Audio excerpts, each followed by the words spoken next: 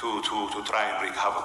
And this is probably the most serious threat we continue to face.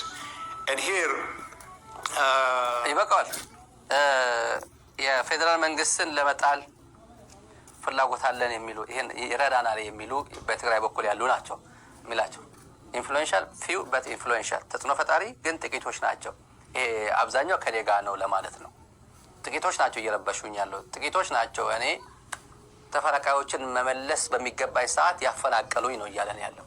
ጌታቸው ተፈናቅሏል፣ ሊትራሊ ተፈናቅሏል። ተፈናቃዮችን ይመልሳል ብለን ስንጠብቀው ራሱ ተፈናቅሏል።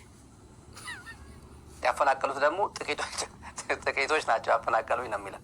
አብዛኛው ከሌጋ ነው። አብዛኛው ከሱ ጋር ቢሆን ኖሮ ጌታቸው ሊፈናቀል አይችልም። አዲስ አበባ መጥቶ ይሄን ሁላ ማን ነው ምንድነው ምን ወቅቶት ነው ይሄን ሁላ ሲያለፋልፉት የዋለው ብሎ በሙሉ ደጋፊው ስንቃወም የነበር በሙሉ የተጨነቅነው በዛ ነው። ምን ነኩት? ምንድነው የነኩት?